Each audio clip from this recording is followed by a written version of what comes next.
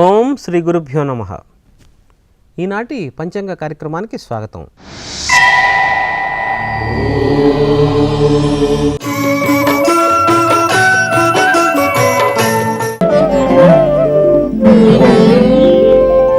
నేటి నుంచి ప్రారంభం కాబోయే వారంలో ఏ రాసుల వారికి అనుకూల ఫలితాలు ఉన్నాయి, ఏ రాసుల వారికి ప్రతికూల ఫలితాలు అనే విశేషాలు తెలుసుకుందాం.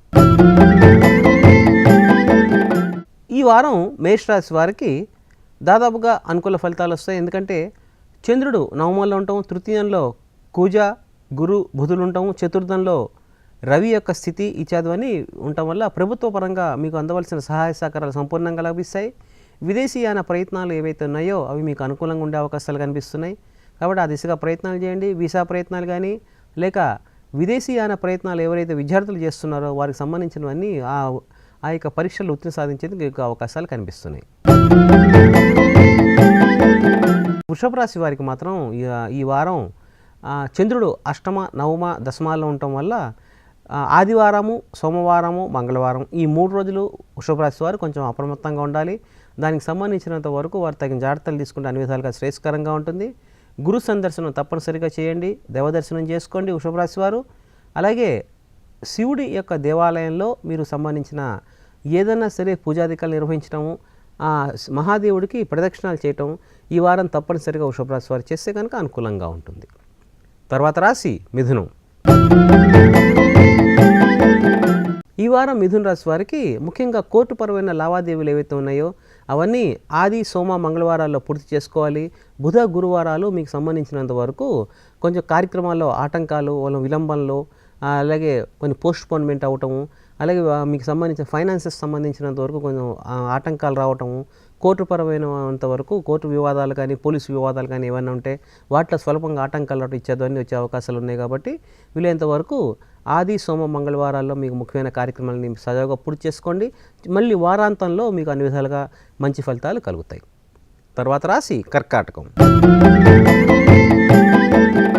ఈ వారం కర్కాటక రాశి వారికి నూతన ఉద్యోగ అవకాశాలు బాగా మెరుగవుతాయి. ప్రభుత్వ పరంగా కానీ లేక బ్యాంక్స్ పరంగా కానీ ఇచ్చేది ఏదైనా ఎగ్జామ్స్ కనుక మీరు అపీర్ అవుతుంటే దాంట్లో విజయం సాధించడానికి ఎక్కువ అవకాశాలు కనిపిస్తుంది. అయితే శుక్ర శనివారాల్లో కొంచెం అప్రమత్తంగా ఉండండి. వీలైనంత వరకు కర్కాటక రాశి వారు మీ యొక్క వాక్కుని అదుపులో ఉంచుకుంటే కనుక అన్ని విధాలుగా శ్రేయస్కరంగా ఉంటుంది. అంతే తప్పితే తొందరపాటు పడి మీరు మాట జారటం వల్ల కొంచెం ఇబ్బంది పడే అవకాశాలు కనిపిస్తున్నాయి. కాబట్టి వీలైనంత వరకు ఈ దాదాపు శని ఆదివారాల్లో మీ యొక్క వాక్కుని అదుపులో ఉంచుకుంటే కనుక చాలా శ్రేయస్కరంగా ఉంటుంది. తర్వాత రాశి సింహం. ఈ వారం సింహరాశి వారికి లగ్నంలో శుక్రుడు వారి యొక్క జన్మరాశిలో, అలాగే ద్వాదశంలో మీ యొక్క జన్మరాశ్యాధిపతి అయిన రవి ద్వాదశంలో ఉండటము, అలాగే ఏకాదశంలో కుజ గురు బుధులు ఉండటము. కాబట్టి ఇచ్చేదవన్నీ గమనిస్తున్నప్పుడు ఎక్కువ శుభ ఫలితాలు ఎక్కువగా కనిపిస్తున్నాయి. అయినప్పటికీ ప్రభుత్వ పరంగా మీకు అందవలసిన సహాయ సహకారాలు ఏవైతే ఉన్నాయో అవి స్వల్పంగా తగ్గే అవకాశాలు కనిపిస్తున్నాయి. అలాగే తండ్రి గారి యొక్క ఆస్తి గురించిన వివాదాలు కానీ లేక ఆరోగ్యపరంగా మీకు శిరోభారం అంటే తలకాయ నొప్పి కానీ లేకపోతే లంగ్స్కి సంబంధించిన విధంగా బాధపడటము, కాబట్టి హృదయం సంబంధించిన కొంచెం బాధపడటం కొంచెం ఇచ్చేదవన్నీ ఆరోగ్యపరంగా వచ్చే అవకాశాలు ఉన్నాయి. కాబట్టి వీలైనంత వరకు సవ్యంగా చూసుకుని మీరు కనుక నిర్ణయం తీసుకోగలిగితే ఆరోగ్యపరంగా కొంచెం అప్రమత్తంగా ఉండండి, మీకు అన్ని విధాలుగా శ్రేయస్కరంగా ఉంటుంది. తర్వాత రాశి కన్య. ఈ వారం కన్యా రాశి వారికి మీ యొక్క రాశ్యాధిపతి అయిన బుధుడు దశమంలో ఉండటము, గురువుతో కుజుడితో కలిసి ఉండటము, ఏకాదశంలో రవి యొక్క స్థితి ఈ చేతవన్నీ గ్రహస్థితి గమనిస్తే మీకు కొంచెం అనుకూలంగా ఉంటుంది. అలాగే వృత్తిపరంగా మీరు ఎక్కువ అభివృద్ధి సాధించేందుకు, ఉన్నతస్థితి వెళ్ళేందుకు ఎక్కువ మీకు సహాయ సహకారాలు మీ యొక్క పితృవర్గం నుంచి అంటే మీ తండ్రి గారి దగ్గర నుంచి కానీ మీ యొక్క పెద్ద సోదరుడు ఎవరంటే ఎల్డర్ బ్రదర్ ఎవరైతే ఉన్నారో వాళ్ళ నుంచి మీకు సహాయ సహకారాలు లభిస్తాయి. వారి యొక్క సంపూర్ణ సహకారం మీకు లభిస్తుంది. అలాగే మీరు ఎడ్యుకేషనల్ పరంగా ఏదైనా లోన్స్ పెట్టుకున్న విద్యార్థులు ఎవరైతే ఉన్న కన్యారాశిలో ఎడ్యుకేషనల్ లోన్స్ కనుక ఏమైనా పెట్టుకుంటే అవన్నీ మీకు సంపూర్ణంగా లభించడము, మీ యొక్క ఉన్నత విద్యా ప్రయత్నాలన్నీ ఈ వారం కన్యారాశిలోని విద్యార్థులకు బాగా ఫలించేందుకు అవకాశం కనిపిస్తుంది. అతి కష్టం మీద మీకు సంబంధించిన విదేశీయాన ప్రయత్నాలు కూడా ఫలించేందుకు అవకాశం ఉంది. కాబట్టి చక్కగా ప్రయత్నాలు చేయండి, దానికి సంబంధించిన విజయాలు సాధిస్తారు. వీలైనంత వరకు ఈ యొక్క శనికి సంబంధించినంత వరకు ఏదైనా దాన ప్రక్రియలు అవలంబించండి.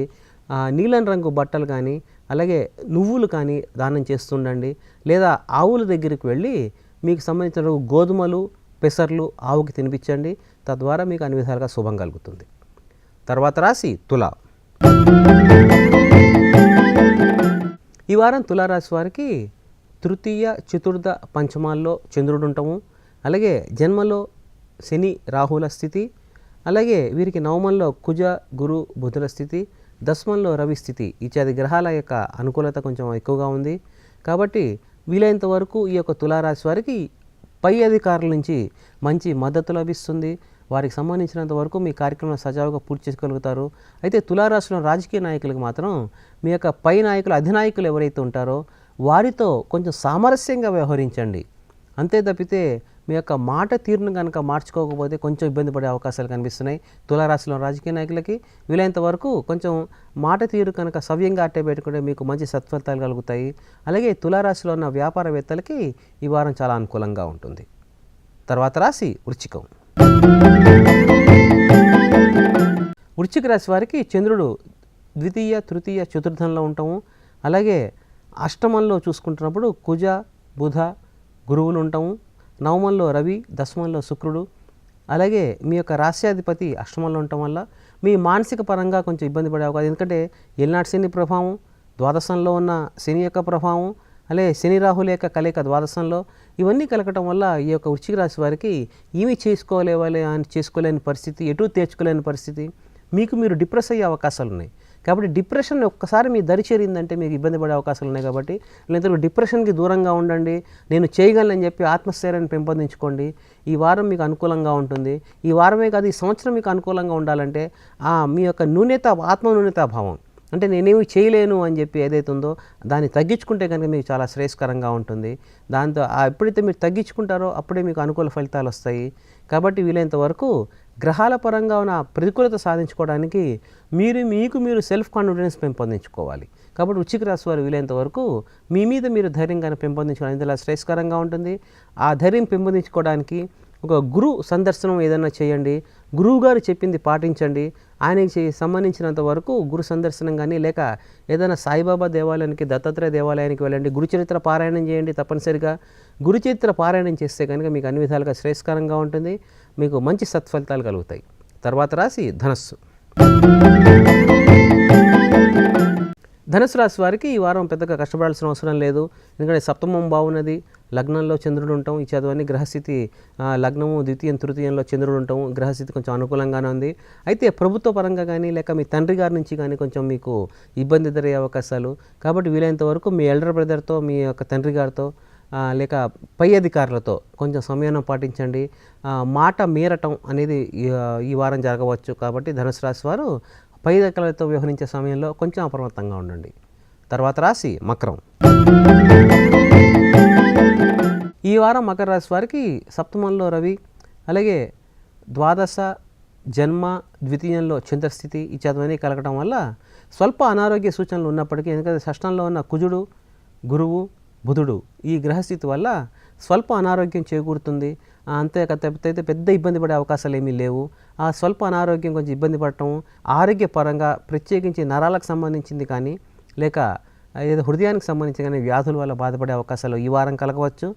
ఎక్కువ ఆందోళన పడాల్సిన అవసరం లేదు. సమయానికి వైద్య సందర్శనం చేయండి, అన్ని విధాలుగా శ్రేయస్కరంగా ఉంటుంది. వీలైనంత వరకు మణి సూక్తంతో మీరు అభిషేకం చేయించుకోండి. అలాగే మృత్యుంజయ పాశుపతం కూడా చేసుకుంటే కానీ చాలా శ్రేయస్కరంగా ఉంటుంది. తర్వాత రాశి కుంభం. కుంభరాశి వారికి ఏకాదశంలో చంద్రస్థితి, ఏకాదశం ద్వాదశం జన్మలో చంద్రస్థితి, అలాగే షష్టంలో ఉన్న రవి ఇత్యాది గ్రహస్థితులు మనం చూసుకుంటున్నప్పుడు స్వల్పంగా ఆటంకాలు ఎదురైన కార్యక్రమాలను సజావుగా పూర్తి చేసుకోగలుగుతారు. అయితే ఈ వారంలో వీరికి వీలైనంత వరకు రాజకీయ నాయకుల నుంచి కొంచెం ఒత్తిళ్ళు కొంచెం అధికంగా ఉంటాయి. ప్రత్యేకించి వ్యాపార వర్గంలో ఈవెంట్ మేనేజ్మెంట్ చేసే వాళ్ళకి, అలాగే ఐరన్ అండ్ స్టీల్ ఎక్స్పోర్ట్స్ చేసే వాళ్ళకి, ఎక్స్పోర్ట్స్ బిజినెస్ చేసేవారికి ఈ వారం కొంచెం ప్రతికూల ఫలితాలు వచ్చేందుకు అవకాశాలు కనిపిస్తున్నాయి. ప్రభుత్వ పరంగా కూడా ఇబ్బందులు ఏర్పడవచ్చు. తర్వాత రాశి మీనం. మీన రాశి వారికి ఈ వారం దశమ, ఏకాదశ, ద్వాదశ స్థానాల్లో చంద్రుడి యొక్క స్థితి. కాబట్టి చంద్రస్థితి అనుకూలంగా ఉండి మానసిక పరిస్థితి బాగానే ఉంటుంది. అయితే వీలైనంత వరకు వీరికి రావాల్సిన సహాయ సహకారాలు, కొత్త మిషనరీ చేసుకోవాలి, కొత్త బిజినెస్ ఎక్స్పాన్షన్ గురించి ప్లాన్స్ అవన్నీ ఈ వారం మీనరాశి వారు వేసేందుకు అవకాశం ఉంటుంది. దానికి సంబంధించిన విజయాలు సాధిస్తారు. అయితే మీ సోదరుల నుంచి కానీ సోదరుల దగ్గర నుంచి కానీ అక్క చెల్లెల దగ్గర నుంచి కొంచెం ఇబ్బంది పడే అవకాశాలు కనిపిస్తున్నాయి. ఆస్తిపరమైన వివాదాలు, ఆస్తిపరమైన వివాదాలు సామరస్యంగా సమయంతో పాటించి మీరు పరిష్కరించుకోండి. తొందరపడి మాట మీరటం కానీ లేకపోతే కోర్టు జోలికి కానీ వెళ్తే కనుక మీకు అంత అనుకూలంగా లేదు. కాబట్టి వీలైనంత వరకు కుటుంబ పరంగా ఉన్న సమస్యని పెద్దల యొక్క సహాయ సహకారాలతో పూర్తి చేసుకోండి. అన్ని విధాలుగా శ్రేయస్కరంగా ఉంటుంది. వీలైనంత వరకు నీలం వస్త్రం దానం చేయటం, ఆవులకి వీలైనంత వరకు శనగలు నానబెట్టి తినిపించండి, శనగలు పాలకూర తినిపించండి, అన్ని విధాలుగా శ్రేయస్కరంగా ఉంటుంది. ఇవి ఈ వార ఫలితాలు. ఇక నేటి విశేషంలో మనం రేపు గురు పూర్ణిమ కాబట్టి ఆ గురు పూర్ణిమ గురించి కొన్ని విశేషాలు తెలుసుకుందాం. ఓం గురు బ్రహ్మ గురు విష్ణు గురుదేవో మహేశ్వర గురు సాక్షాత్ పరం బ్రహ్మ తస్మై శ్రీ గురవే నమః. గురవే సర్వలోకానాం భిషదే భవరోగిణాం నిధయే సర్వ విద్యానాం దక్షిణామూర్తయే నమః. రోజుకు ఒకసారైనా ఈ శ్లోకాన్ని ఈ పద్యపాఠాన్ని పఠించుకోమని చెప్పి పెద్దలు మనకు చెప్పారు. ఎందుకండి రోజుకు ఒకసారైనా పఠించుకోవాలి? మిగతా రోజుల్లో మిగతా దేవుళ్ళను స్మరించుకోవాల్సిన అవసరం లేదా? గురువే సర్వలోకానాం భిషజే భవిరోగిణాం అన్నాం. అంటే గురువు అనేవాడు ఎవరైతే ఉన్నారో అంతే తప్పితే నిత్యం మనం మాట్లాడుకునే గురువు కాదు. మనకి జ్ఞానాన్ని బోధించినవాడు, మనకి విద్యని నేర్పించినవాడు, మనకి జీవన విధానాన్ని నేర్పించినవాడు, మన నడకని నేర్పించినవాడు ఎవరైతే ఉన్నారో వారే గురువులు. మనకి దీని గురించి చాలా వివరణ చాలామంది ఇచ్చారు.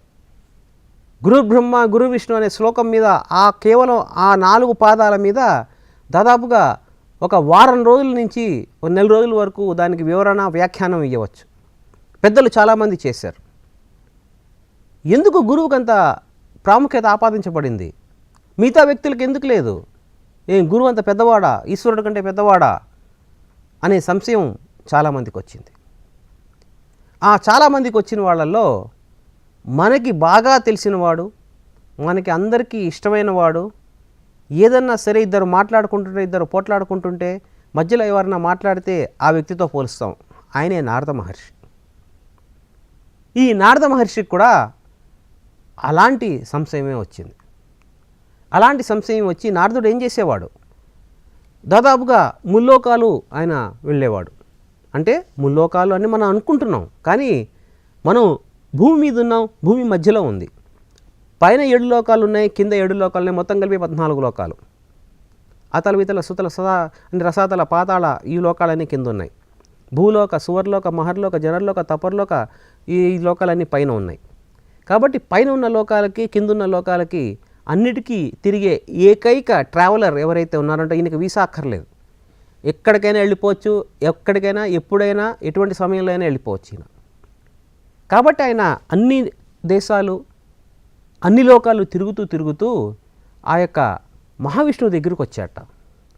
మహావిష్ణువు దగ్గరికి వచ్చినప్పటికీ ఈ సమస్త జగాన్ని ఆపరేటర్ అంటే ఎలా చేయాలి, ఎవరిని ఎలా నడిపించాలి, ఏది ఎలా పెట్టాలి, ఎవరిని ఎక్కడ అట్టే పెట్టాలి, ఏది మనం ముందరికి తీసుకెళ్ళాలి, ఏది వెనక్కి తీసుకెళ్ళాలి, ఏ పని చెయ్యాలి, ఏ పని చేయకూడదు, ఎవరికి ప్రాముఖ్యత కల్పించాలి, ఎవరికి ప్రాముఖ్యత కల్పించకూడదు అని ఇచ్చేదన్నీ నిర్ణయాధికారం ఉన్నది కేవలం ఆ మహావిష్ణువుకి. కానీ ఆయన చూస్తుంటే ఎప్పుడు చూసినా నిద్రపోయిన ఫోజులోనే ఉంటుంటాడు. ఈయన ఏం చేస్తాడండి అనుకుంటాం. కానీ ఆయన యొక్క కనుసనలలో ఆయన యొక్క సూచనల ప్రకారంగా అన్నీ జరుగుతూ ఉంటాయి. కాబట్టి ఈ ఆపరేటర్ గారు ఎవరైతే ఉన్నారో మహావిష్ణువు ఈ యొక్క నారదులు వారు వెళ్ళేటప్పటికీ చక్కగా ఆ శేషశయ్య మీద అంటే ఆదిశేషువు మీద పడుకున్నాడు. ఆయన పడుకుని లక్ష్మీదేవి గారు ఇట్లా పాదాలు నొక్కుతూ ఉన్నారట. చూసి ఆహా తండ్రి నీదేం భాగ్యము, నువ్వు హాయిగా పడుకున్నావు, కానీ జగం ఇట్లా ఉన్నది, ఎవరో గురువుట ఏంటి అసలు అని చెప్పి ఈయన ఏదో మనసులో అనుకుంటున్నాడు. ఈయన మనసులో అనుకున్నది ఆయన గ్రహించాడు. ఎట్లా అయినా సరే ఈ యొక్క నారదుల వారికి గురువు యొక్క ప్రాముఖ్యత కనుక ఈయనకు తెలియజేస్తే, ఎందుకంటే ఈయన అన్ని లోకాలు తిరుగుతుంటాడుగా, కాబట్టి ఆయనకి ప్రాముఖ్యత కనుక ఇప్పుడు మనం ఏదైతే ఇంటర్నెట్ అంతర్జాలం అంటున్నామో మనం అట్లాంటి ఆయన అనుకోవచ్చు మనం. ఎందుకంటే ఆయనకు ఒక మాట చెప్తే అందరికీ తెలిసిపోతుంది. ఇప్పుడు సోషల్ నెట్వర్క్ ఏదైతే మనం అనుకున్న ఫేస్బుక్ ఇట్లాంటివన్నీ మనం వాడుతున్నాం.